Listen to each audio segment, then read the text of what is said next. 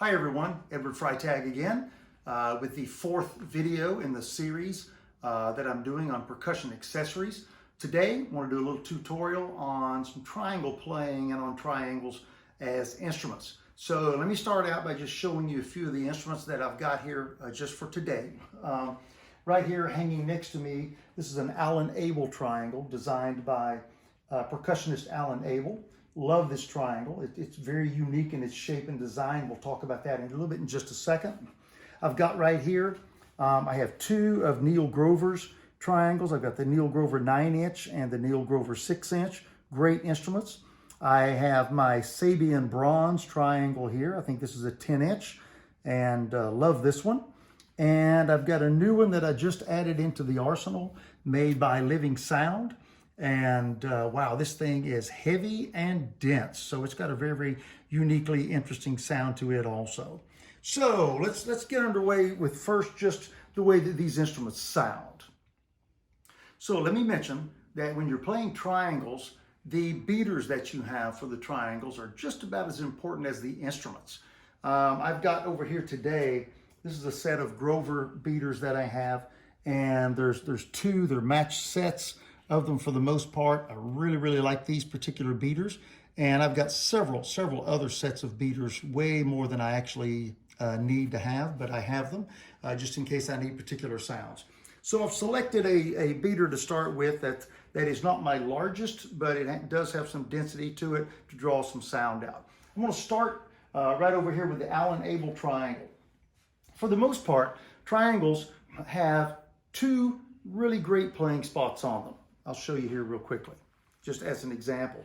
Like on this particular, on the Grover triangle, I'm either going to play on what's called the closed side or on one of the open sides. And I've got one sound here, and I'll have a totally different sound here. And you'll hear that from this triangle in just a moment.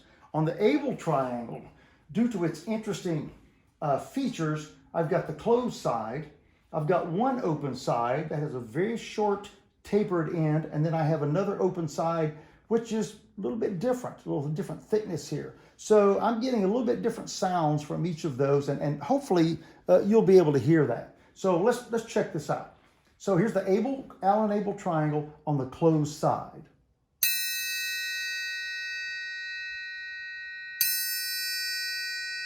Very nice pure sound. All right.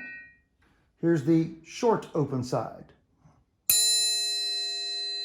Hopefully you can hear there's a low overtone in there, along with a high-end shimmer.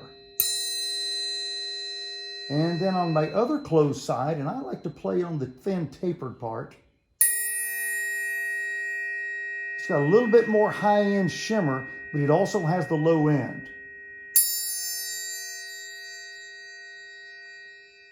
Beautiful sound.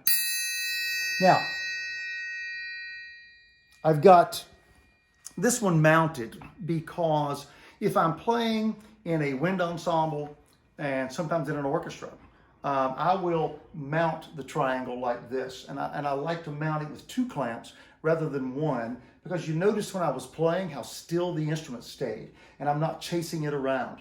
I'm not one that loves to pick up the instrument and hold it with a mount and play it in the orchestral fashion. I don't do that a lot because I like to have the ability to play the instrument and then be able to do something else at the same time. And many contemporary pieces, and particularly percussion ensemble writing, requires that you do more than just play this particular instrument. So this is usually my choice rather than holding it up. It cuts and it will do really well. And sometimes I will mount one in my percussion setup back here. I'll have a triangle mounted just for that purpose, so that I can just reach up and just touch it and then go right on and do something else. So what I primarily do as a musician is perform in commercial ensembles or in jazz, or I'm doing recording sessions, most of the time on that type of music or on some percussion ensemble music. So as I'm demonstrating the Grover 9-inch triangle, notice that I'm holding the instrument with my middle finger, which is the way I do when I'm playing in those ensembles. It gives me the opportunity to use a really great open and close technique with my hand while I'm playing the instrument. So here's the Grover 9-inch. And here's the closed side sound. Really nice sound. Here's the open side sound. A little bit more of a scattered overtone, you can probably tell.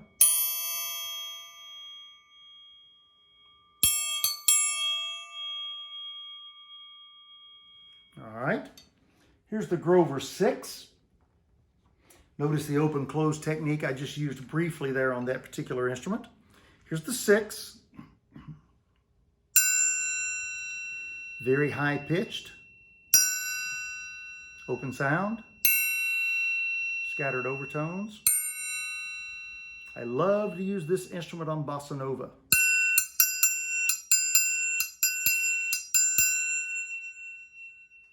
All right. This is my Sabian hand-hammered bronze. I think it's actually made out of the B8 bronze that they use in their cymbals. And a wonderful, wonderful instrument. Very deep. There's the closed side. There's the open side with the scattered overtones. All right. And then I've got the new Living Sound Triangle. This one is really heavy. I got to be careful when I'm holding it. I'm going to end up dropping it. Open side, excuse me, closed side. Open side. It's a long sustain on that high overtone. So, some of the techniques that I use quite often in the gigs, or on the gigs that I'm playing, or in the ensembles I'm playing with, is a combination of the open tone and the closed tone. So, I'm going to just demonstrate some rhythmic things for you. Very often, if I'm playing on some type of up-tempo Latin piece or something of that nature, I might be doing things of this nature. Notice the dexterity needed to go between the open and close, and the coordination. This is on the Sabian.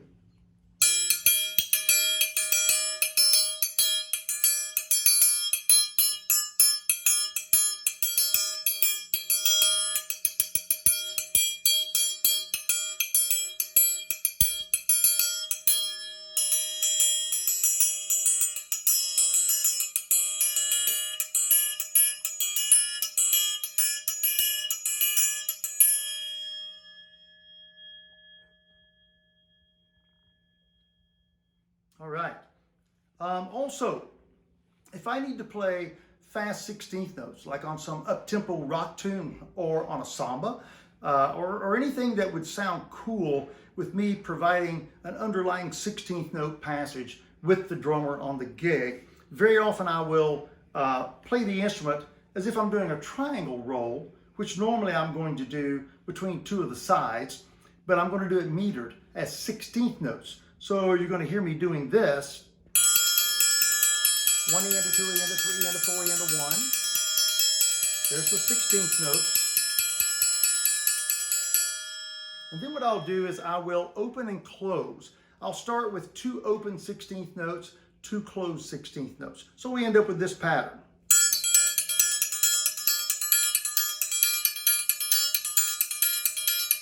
Imitates the use of the hi-hat sometimes on the drum set.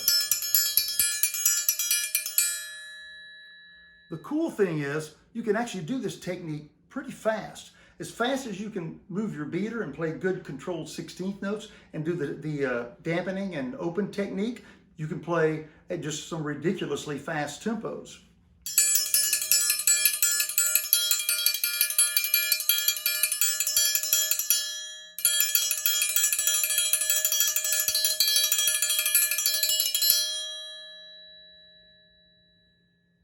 Okay, another super quick technique that I use sometimes, I will dampen the instrument to the closed position, and I'll take my beater and I'll do scraping sounds on the closed side. Sort of, sometimes it's a time-keeping effect. So I might be going.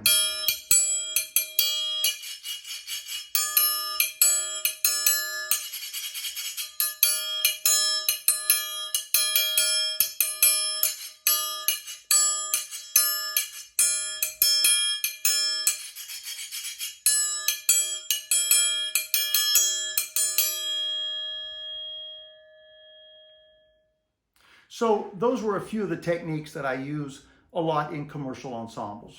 Now, in legit ensembles, such as concert band, orchestra, wind ensemble, again, I'm going to go back to the Abel triangle, although I feel confident that all of these triangles that you just saw me playing would work well in this scenario. But the thing about mounting the instrument like this that I like personally is that it gives me the opportunity, if I want to use 2 beaters, I can use 2 beaters rather than 1, because one hand is not involved in actually holding the instrument. So it gives me a little bit more leeway. If I want to play 16th notes, I've got nice control on the instrument. Rather than trying to go between the insides to play those 16th notes, I can do it here just practically like I'm playing snare drum.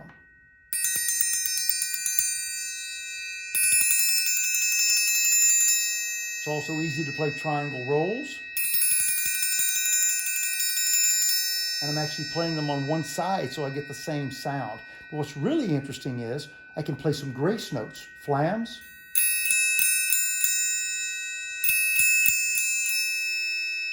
roughs,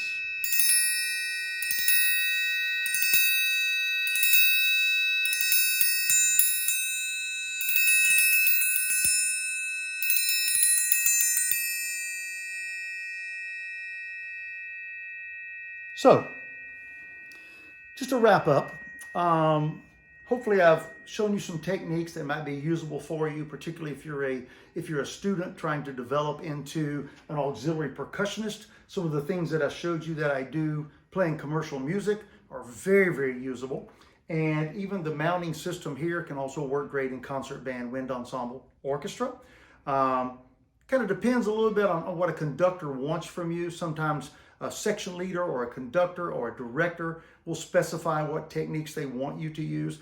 Be cooperative in that fashion and always do what whoever's in charge of the performance, always give them exactly what they're looking for. But also explore other avenues of the instrument. Yes?